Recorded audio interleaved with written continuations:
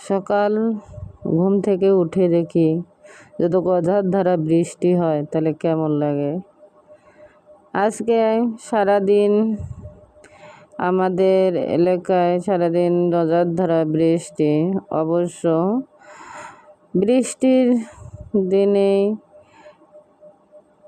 ছেলে মেয়ে সবাই যদি গোসল করে অবশ্য দেখেন তো কেমন লাগে। এলাকার ছেলে সবাই গোসল করতেছে তো,